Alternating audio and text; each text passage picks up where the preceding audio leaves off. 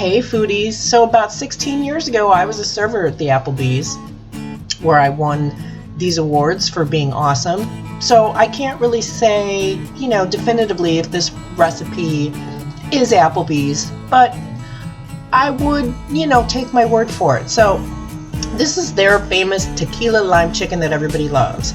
And I'm making the marinade. I'm starting out with lime juice, Worcestershire. Here's a little dash of liquid smoke.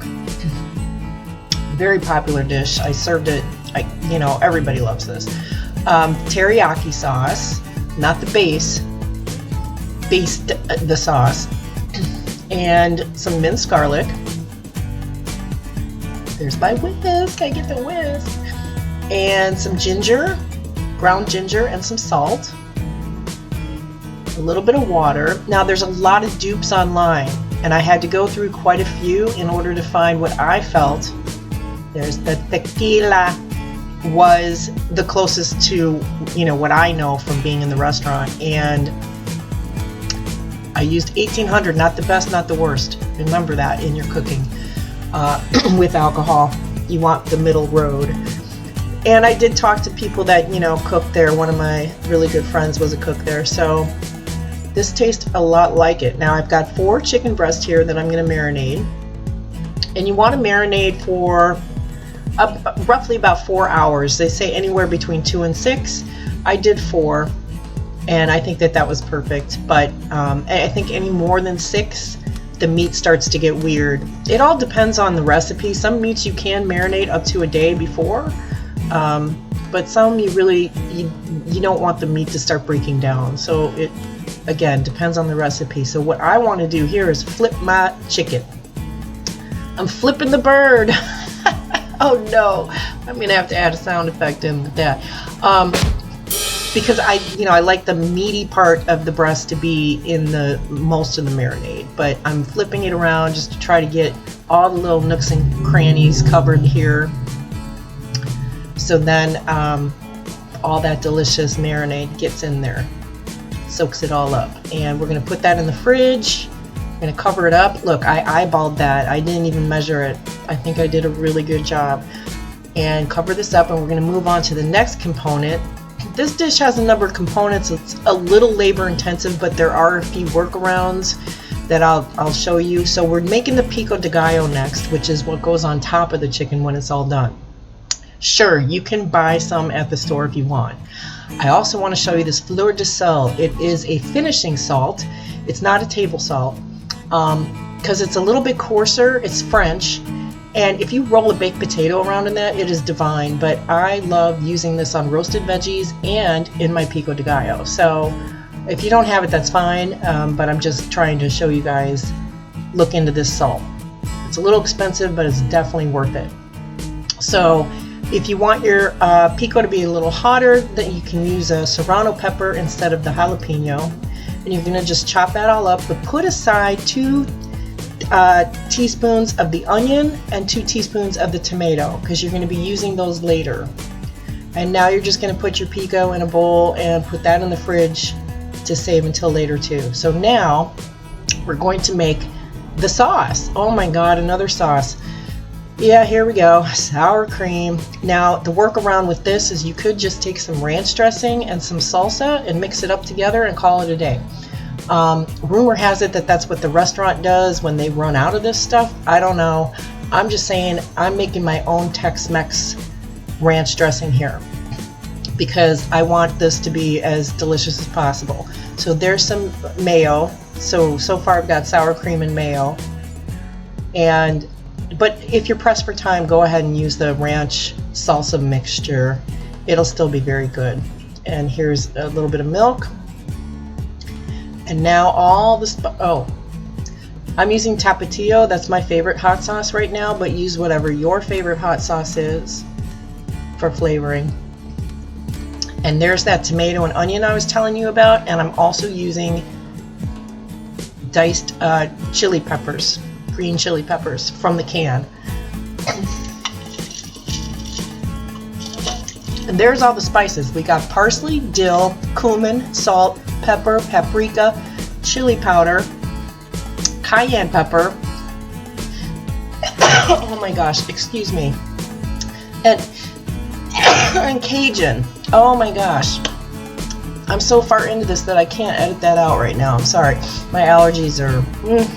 yeah, it's allergies, not Rona. So there I get to... I hope. I get to whisk again. Gotta love my whisk, man. I do. I'm a whisk queen. I got all shapes and sizes of whisks. But not the best at scraping the side of the bowl. So I'm going to have to switch gears here and get a new tool in order to be truly efficient in my kitchen here. There we go. I got my little tiny spatula. I love little tiny utensils. So just mix that up really well, and again we're going to throw that in the fridge too, which is good. You want that to marinate, not marinate, but you want that to, you know, sit in the fridge for about an hour or so the flavors will meld, at least an hour. So now Mexican rice. Now I'm going to tell you something. This is very authentic. This is probably the most authentic part of this whole recipe, because honestly I believe that the tequila lime chicken itself, it's like a Mexican American dish. It's not like an authentic Mexican meal, but this here rice is very authentic. So and I'm telling you, you will never buy Mexican rice in a package ever again once you've made it this way, and it's super easy.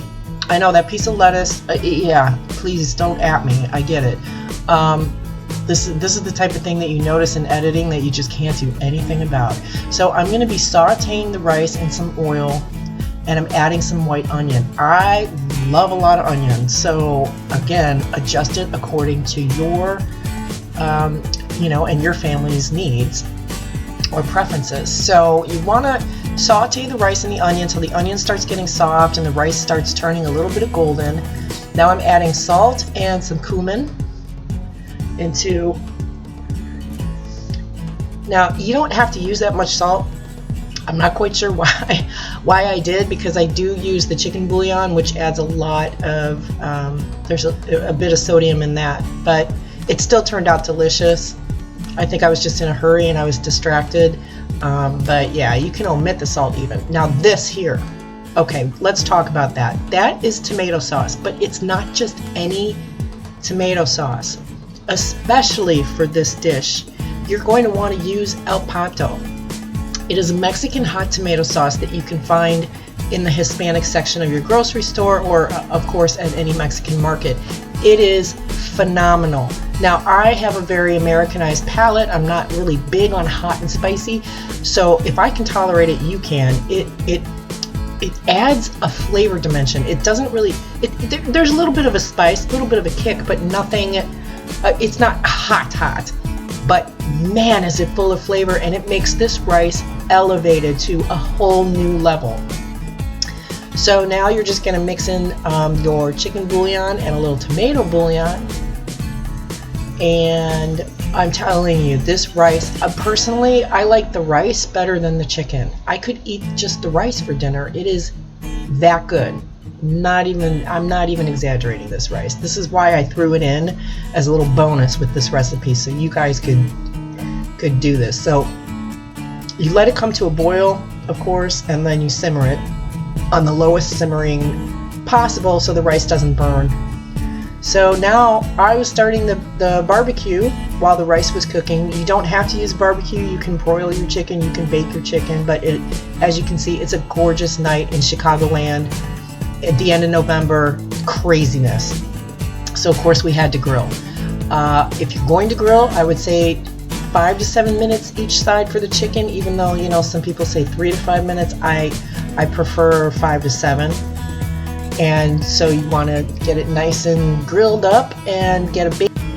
So now you're going to add whatever cheese you'd like. I'm using a Monterey Jack cheddar jalapeno mix, but you also are going to put the sauce on the chicken first, and then we're going to put it under the broiler until the cheese melts.